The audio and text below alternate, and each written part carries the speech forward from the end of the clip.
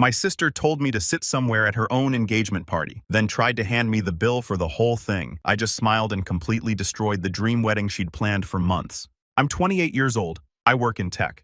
Nothing fancy, but it pays the bills and lets me take my girlfriend out without checking the bank app every time we order dessert.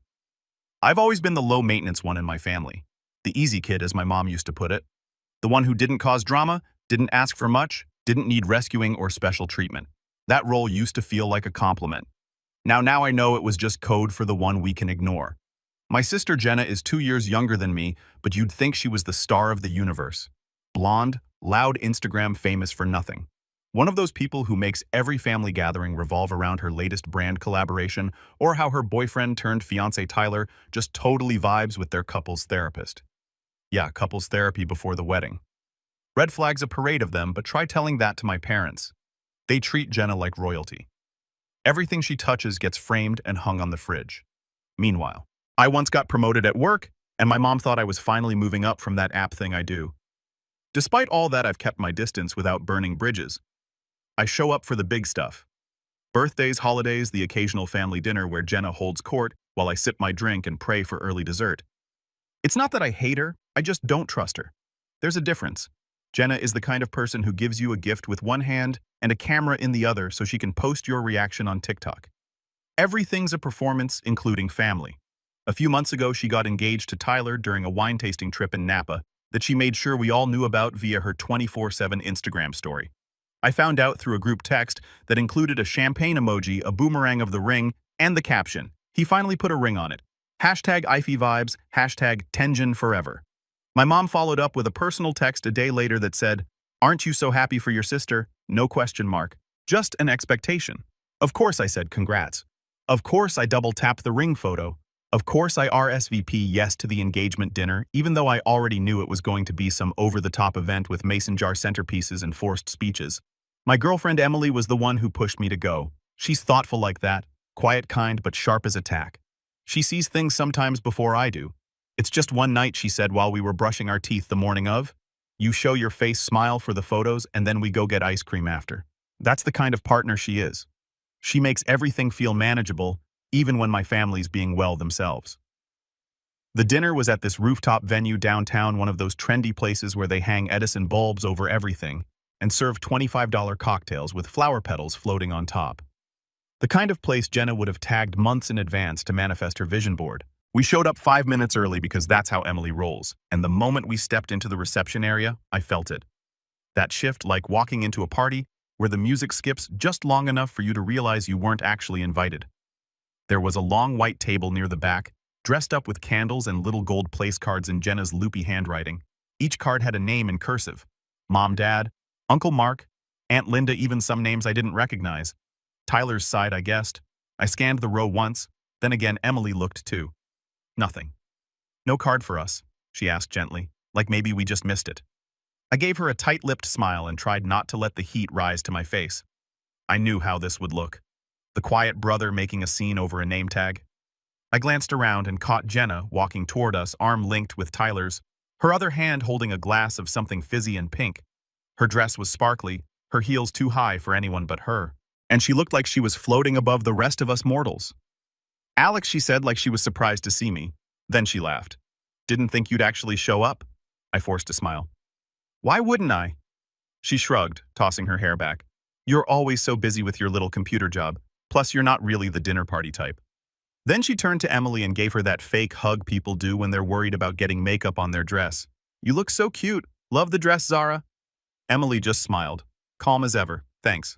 "Yeah." Jenna waved her drink vaguely in the direction of the bar. "There's some open seating over there. It's more casual, but you can totally hang there. Dinner should be starting soon."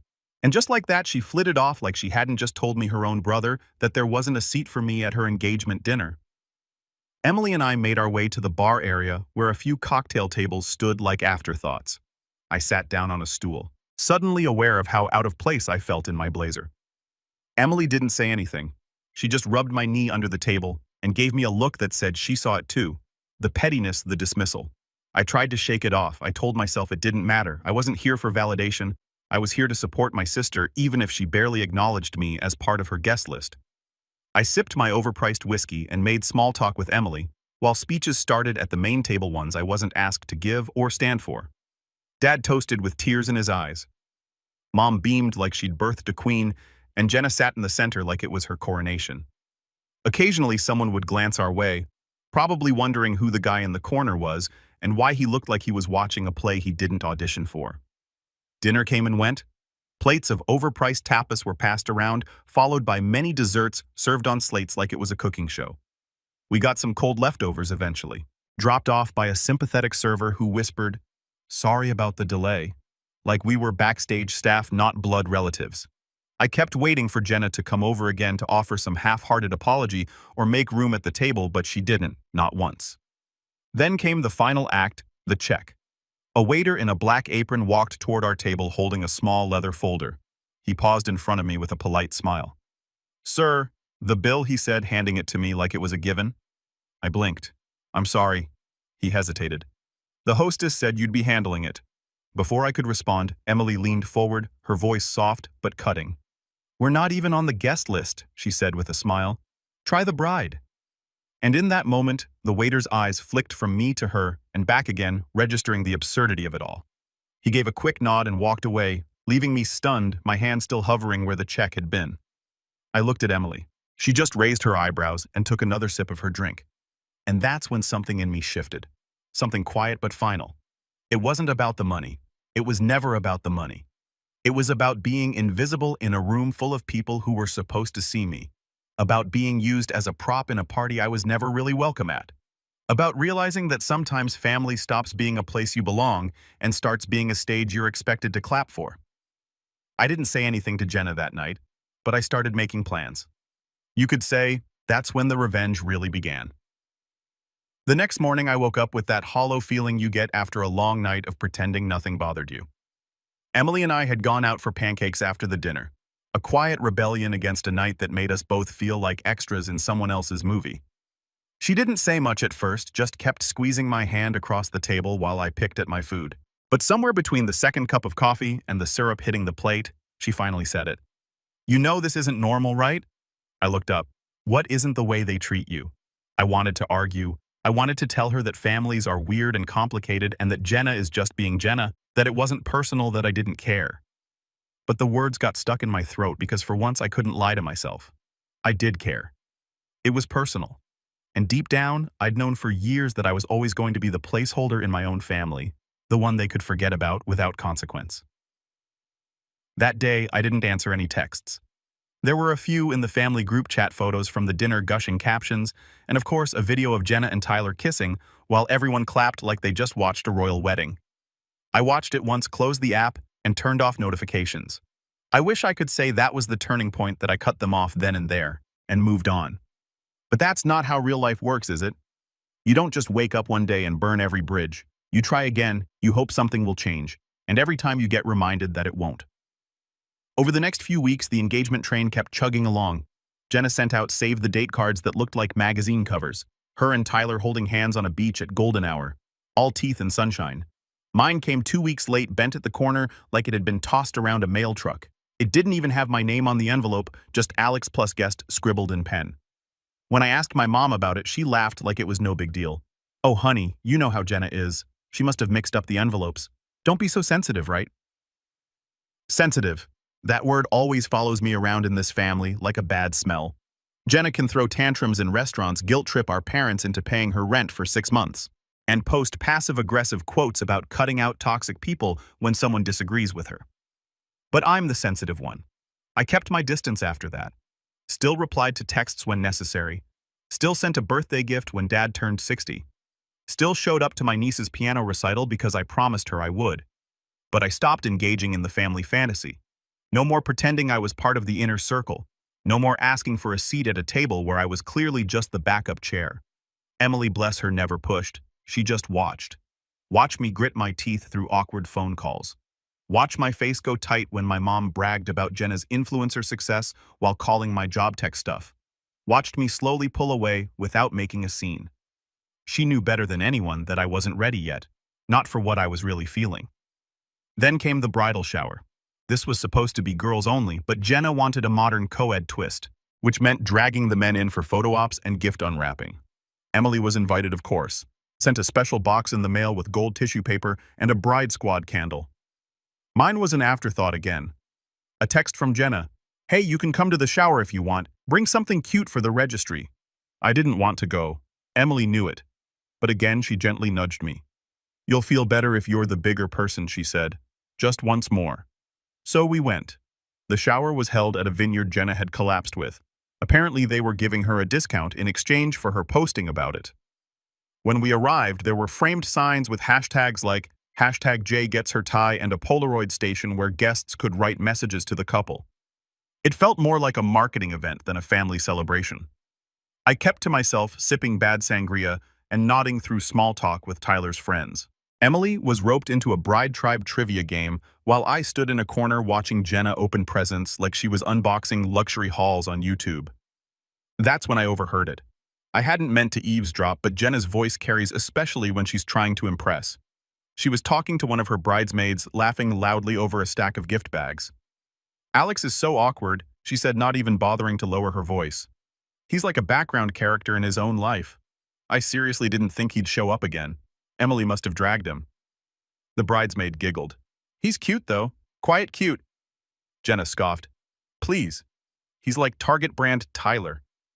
I froze. Something in me clenched so tightly, I had to set down my drink. Emily returned a few minutes later, flushed from whatever game they'd played. One look at my face and her smile faded. What happened? Nothing. I said, let's go. I didn't explain it in the car. Not then. I needed time to process how angry I was, not just at Jenna, but at myself for showing up again, for letting them do it again. For letting my own sister reduce me to a punchline in front of strangers. That night, I finally told Emily everything. Every moment I'd buried, every slide I'd shrugged off every time I played the easy brother so they wouldn't think I was too emotional.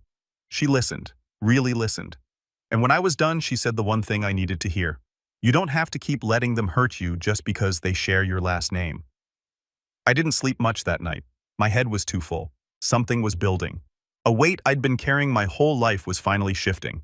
I wasn't just angry anymore, I was done. But life has a way of pushing you even further, just when you think you've hit your limit. The next weekend, I got a call from my mom. Not unusual, but the tone was different. Hesitant, like she was trying to ease into something. Sweetheart, she started. Jenna had a little idea and I told her I'd run it by you first. I braced myself. Okay. She was thinking, for the wedding, it might be nice if you helped out with some of the costs. I blinked. Costs? You know, just a bit of support. It's such a big event, and with everything going on, she and Tyler could use a hand. I couldn't believe what I was hearing. You want me to pay for their wedding? No, not pay, she said quickly. Just help. Maybe sponsor something like the photographer or the bar tab. You know, make it special. I stared at the ceiling, trying to keep my voice level. Mom? I wasn't even on the guest list at the engagement dinner. Jenna didn't save me a seat. Oh, don't be dramatic. She gave me the check. Mom, there was a pause. A long one. You always take things so personally, she said finally. She's your sister. No apology, no acknowledgement. Just that same guilt-drenched loop I'd heard my whole life. Family means forgiveness. Family means sacrifice. Family means swallowing your pride so the golden child can shine uninterrupted. I ended the call soon after. Told her I'd think about it, but I already knew the answer. The breaking point came 3 days later. I was working late when I got a ping from Emily. Just a link, no message. It was Jenna's newest Instagram post, a sponsored reel for some wedding planner service. I watched it, jaw tightening with every second. There she was, posing in a white dress at the venue, twirling under chandeliers and mouthing words to some trending audio. The caption read, "Can't wait to marry the love of my life at the dream venue. Shout out to my amazing brother Alex for making this possible." I stared at the screen. I hadn't given her a cent. She'd lied publicly. Bragged about me funding her venue so she could score a brand deal, use my name for clout, for profit. I didn't even call her. I didn't text. I just stood there letting the weight of every buried insult crash down at once. And for the first time in my life, I didn't push it away. I didn't forgive. I didn't forget because I knew exactly what I had to do next. After that Instagram post, I logged off for 3 days. No texts, no email, no social media. I put my phone in a drawer and left it there like it was something toxic. Emily kept checking in, never hovering, just present. She'd make us tea, sit beside me, touch my hand now and then without saying much. She understood something I hadn't even said out loud yet. That I wasn't just humiliated, I was done. Not in a performative, dramatic way. I wasn't storming off or burning bridges in public. It was quieter than that, like a rope finally snapping after being pulled too tight for too long. I'd spent my entire adult life playing the role of the understanding brother, the polite son, the quiet seat filler, the guy who didn't want to make waves. But now, I was sinking. And the strangest part, I didn't want anyone from my family to pull me out. When I finally picked my phone back up, I had 17 missed calls. 9 were from my mom from my dad. The rest were from random numbers, probably Jenna's friends or people trying to clarify the venue funding lie before it spiraled further. There were group chat messages too, screenshots of Jenna's post, people tagging me some, even thanking me. Wow, such a generous brother. You really came through for the bride and groom. Respect, man. I stared at them like they were written in another language. There was no apology from Jenna, no correction. No, hey, sorry I posted that, I just needed to make it look good for the sponsor. Just a private message, one single line. It's just PR. Don't overreact. I didn't respond because it wasn't just PR. It was my name, my time, my respect, my integrity. And it wasn't just that one moment. It was the years before it, the Christmas when I gave her the laptop she needed for school, only to see her selling it online 2 weeks later. The Thanksgiving where she told her friends I was between jobs even though I'd just been promoted. The birthday she skipped. The lies she told. The way she always managed to rewrite the script so she came out the star and I came out the supporting cast. Emily said something to me that night that stuck. You can't change who they are, but you can stop giving them the microphone. So I started with silence. No texts, no explanations. I removed myself from the group chat. I muted my sister's account. I even blocked a few of her friends who kept tagging me in wedding-related posts. And for a while, it was quiet, uncomfortably quiet. It felt like exile at first, like I was punishing myself by stepping back. But over time, that silence started to feel like peace. I started doing something I hadn't done in years. I made time for myself for real. Uninterrupted time, no phone, no family drama, just space. I'd wake up early and walk to the coffee shop with Emily. Even if I wasn't working that day, I started reading again. Stuff I'd been meaning to get to for years. I picked up a journal and started writing. Not just venting, but tracking goals, habits, boundaries. I didn't know where it would all lead, but I needed something to rebuild on. My work life improved first. Funny how cutting out emotional noise creates mental clarity. I started finishing tasks faster, asking for more responsibility. My manager noticed, so did the director. I pitched a new feature during a team brainstorm that ended up becoming a full-blown project. And 2 months later, I was leading it quietly, confidently. I didn't tell my parents, didn't post about it. I let it be mine. Around the same time, Emily and I decided to take a weekend trip. Just the two of us, no checking phones, no sharing photos. We went upstate, stayed in this quiet cabin Airbnb with huge windows and nothing but trees and sky. We hiked, cooked meals together, talked about real stuff, life dreams, what we wanted. Not what we were running from, but what we were building toward. That trip was when I realized how much I'd been shrinking to fit in places I'd already outgrown. I'd let my family define my worth for so long that I forgot I had permission to live outside their script. I wasn't the quiet brother. I wasn't the background character. I was someone who mattered even if they never saw it. When we came back from that trip, something shifted. I stopped waiting for things to change. I started changing them myself. I created a separate email for all family correspondence.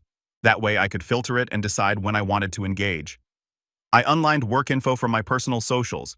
I even told Emily I wanted to move just a little farther out of the city to a place with more space. She lit up. We started looking at rentals the next week. Meanwhile, the wedding planning rolled on without me. No updates. No, hey, can you help with this? Not even a courtesy invite to the next family brunch. They didn't notice I was gone. Or if they did, they didn't care enough to say it. I saw bits and pieces online. Jenna's bachelorette trip in Tulum, her surprise bridal photo shoot at the venue, a clip of her trying on dresses crying surrounded by friends, and of course Mom. I wasn't in any of it. And for the first time, that absence didn't sting. It felt like freedom until one night in early May when everything cracked open again. Emily and I had just finished dinner when I got a voicemail from my dad. Not my mom. Dad, that alone was weird. He's not the emotional type, but his voice was shaky, too quiet. Alex, listen up. I know things have been rocky, but we need to talk about the wedding. Something's happened. Call me. I froze. Emily paused mid-sip. What is it? I played the message for her.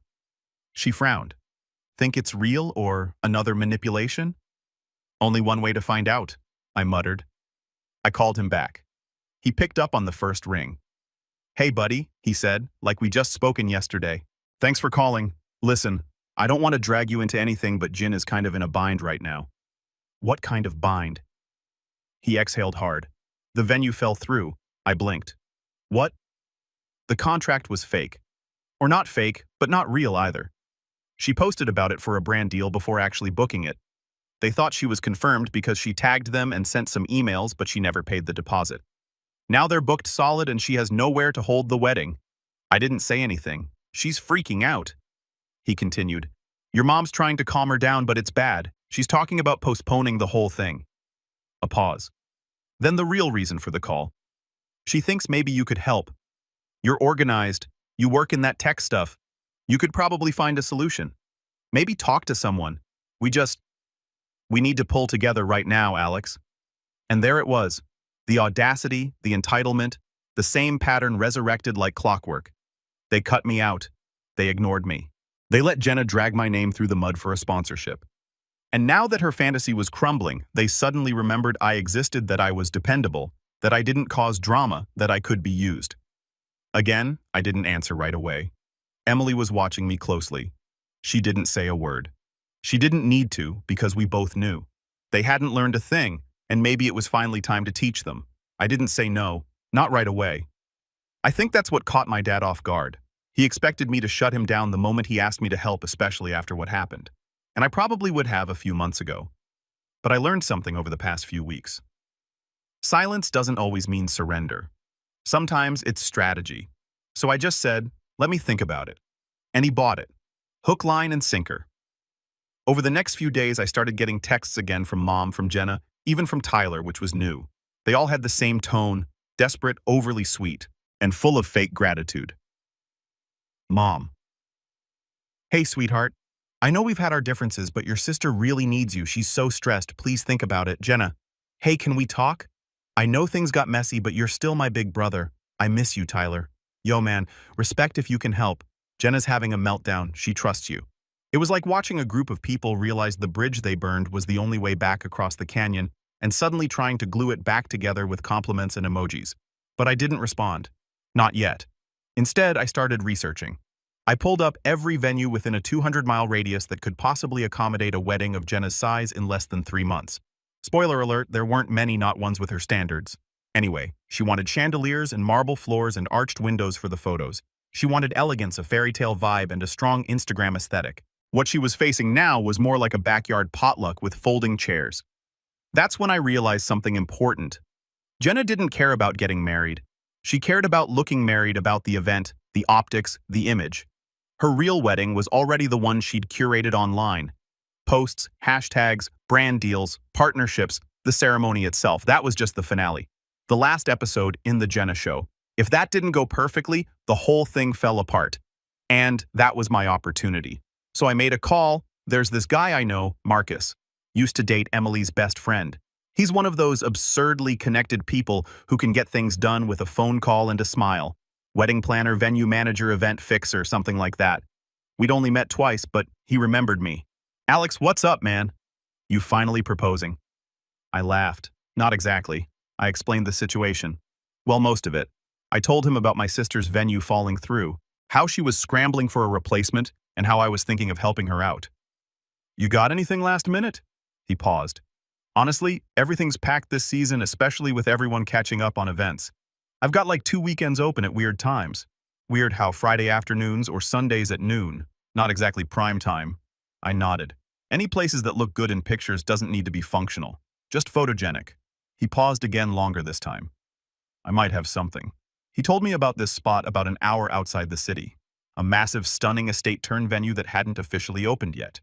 Still in renovations, but photogenic as hell, ivy walls, grand staircase, and old conservatory with glass ceilings. The owner was taking inquiries for future bookings, but they weren't accepting any for this season. No way she'll get it, Marcus said, but if you say she has it? I smiled. That's all I needed. Next, I call my cousin Jake. Jake's a photographer. Good one, too. Does weddings, concerts, proposals, even some commercial gigs. He's also been ignored by our side of the family since he came out 5 years ago. Jenna especially. She once told him he shouldn't make everything about being gay at his own birthday party. I hadn't talked to him in a while, but when I explained what I was doing, he laughed so hard I thought he was choking. You want me to help sabotage Jenna's wedding? Think of it as art direction. He was in. Emily helped too. Of course, she didn't ask for details. She just saw the look in my eye and knew I wasn't out for petty revenge. This wasn't about humiliating Jenna for sport. It was about breaking the pattern, finally flipping the script they'd written for me since we were kids. We spent hours planning, outlining the pieces, the timing, the contingencies. I made spreadsheets. I created burner email accounts. I reached out to vendors and ghost-reserved things in Jenna's name, enough to make her believe she had options, but not enough to actually secure anything. I fed her leads through fake referrals. I made mistakes in forwarding confirmation emails, and she ate it up. Once I finally replied to her text, she was all gratitude and humility, at least on the surface. You're seriously a lifesaver, Alex. I don't know why we ever stopped talking. That one almost made me laugh. She didn't miss me. She missed the utility I provided, the reliability, the thing she could count on when everything else got too chaotic. So I gave it to her. I found her the perfect venue. I sent her photos of the estate Marcus had shown me, empty, pristine, untouched. I told her I had a connection that could squeeze her in. I even mocked up a fake reservation email and added a PDF that looked like an invoice with just enough real-sounding jargon to pass as legitimate. She didn't ask questions. She posted it that night. Another reel, more hashtags. So grateful to my big brother Alex for saving the day. We got our dream venue after all. I watched it with Emily over dinner, sipping wine and letting the irony wash over me. She leaned in. You're scaring me. I smiled. Good. A week later, Jenna asked me if I could help with the photographer too. I said, of course. Then I sent her Jake's portfolio under a fake name, told her he was new in the scene but hungry and talented. She fell in love with his photos immediately, said they were ethereal, said he captured authentic magic. She had no idea it was the cousin she once uninvited from her birthday brunch because he might make grandma uncomfortable. He agreed to do it. No hesitation. The plan was coming together. Then came the final piece, the gift registry. Jenna had gone overboard with hers. Items she didn't need, overpriced appliances, cash fund links for a honeymoon, and Bora Bora. Tyler even added a PS5 and some designer sneakers. She posted it in the family group chat with a cutesy message. In case you're feeling generous. My parents donated $2,000 to the honeymoon fund. Meanwhile, Emily and I created a second registry under Jenna's name. Same website, same couple. But instead of luxury items, we filled it with stuff that looked normal at first glance, but got increasingly weird the deeper you scrolled. A gold-plated garlic press, a dog tuxedo, they don't have a dog, a $400 emotional support cactus, a set of matching adult-sized bibs, a personalized cutting board that said Tyler's Meat Zone. Then at the very bottom, a framed photo of me. The caption read, because none of this would be possible without Alex. We set it to public and let it circulate. It took less than 48 hours for the posts to start trickling in. People confused, laughing screenshots making the rounds. Jenna didn't notice right away. She was too busy posting stories of her dream cake tasting, but it was coming. The setup was almost complete. The pieces were all in motion. The venue that didn't exist, the photographer with a grudge. The registry that would slowly become a meme. All I had to do now was wait for the perfect moment, the day everything would fall apart. The wedding was scheduled for June 17th, a Saturday, the kind of warm, early summer day that Instagram brides dream of. Jenna had posted a countdown every single day for the past month, tagging vendors, sharing sneak peeks of her dress, but not too much, as she put it, just enough for hype and making sure everyone knew it was going to be the event of the year. She'd posted the venue 3 times in the week leading up to it. Always with the same caption, manifesting magic, followed by a credit to me. I was the hero brother, the wedding fixer, the real MVP. My name was in the captions, in the comments, even mentioned in a wedding planning blog post she somehow got featured in. All built on a lie. Her followers, 43,000 at the time, were hyped. So was the family. My mom even left a voicemail, emotional and breathless. Sweetheart, I'm so proud of you. You really came through for your sister. This wedding is going to be perfect. I almost felt bad. Almost. The night before the wedding, Jenna texted me 3 times. The last one read, "Can't wait to hug you tomorrow. You really saved us. I don't know how I can ever repay you." I didn't reply because I already had the answer. The ceremony was supposed to start at 4 p.m. sharp. I arrived with Emily at 4:30, not at the venue. That would have been impossible. We were sitting at a cafe 2 blocks away from the estate Jenna thought she had booked. Jake texted me right at 3:45. Here, nothing set up. She's freaking out. They're all in the parking lot. I chuckled into my coffee. By 4:15, chaos had erupted. The estate wasn't even open to the public that day.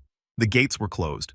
The owner, who knew nothing about Jenna or Tyler, had called security when an uninvited wedding party started wandering onto the lawn. I'd anticipated this a week before. I'd sent an anonymous email to the venue manager from a dummy account warning them of a rogue influencer who might try to use the grounds without permission.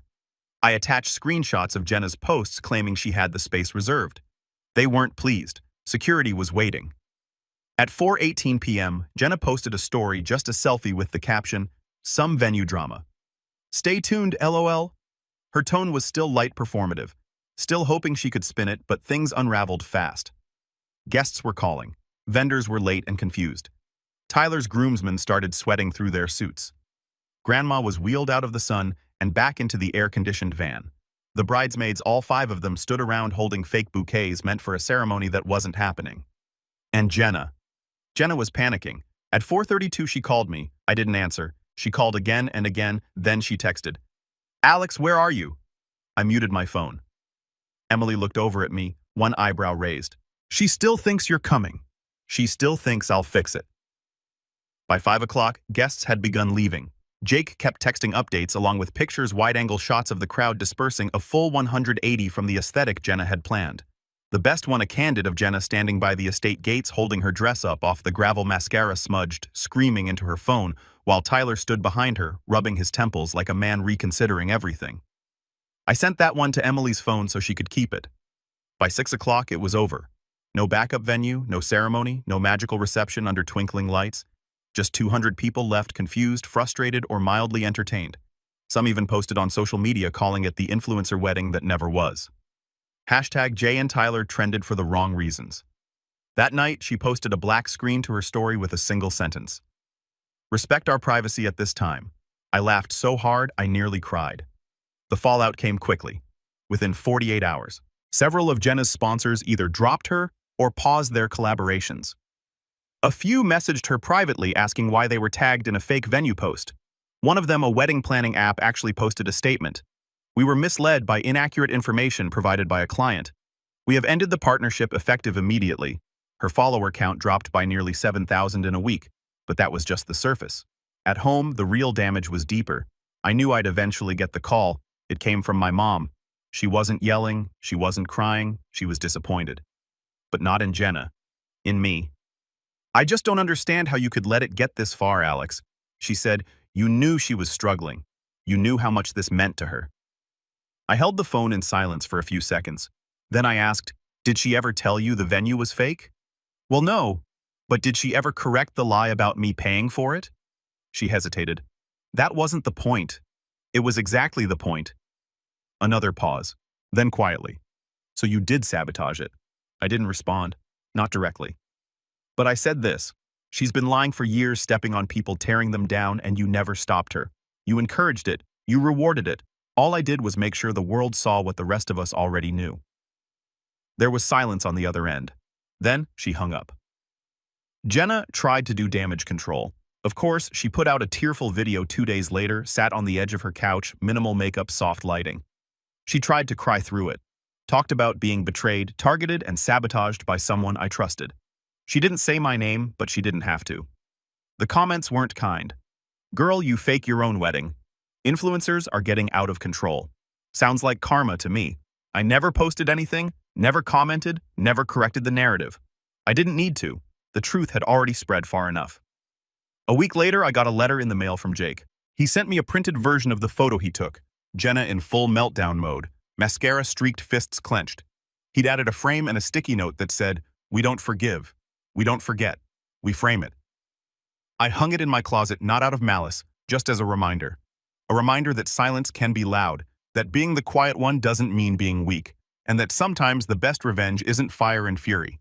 It's letting them drown in the mess they made while you walk away dry. Emily and I moved into our new place the following month. Bigger kitchen, nicer neighborhood, lots of trees, peaceful. We don't talk about Jenna much anymore, but every now and then when I see someone like her online smiling for the camera, selling the dream, living the lie, I remember what it felt like to be forgotten. Then I remember what it felt like to be seen. And I smile because I didn't just get revenge. I got free. And that was worth more than any wedding could ever be.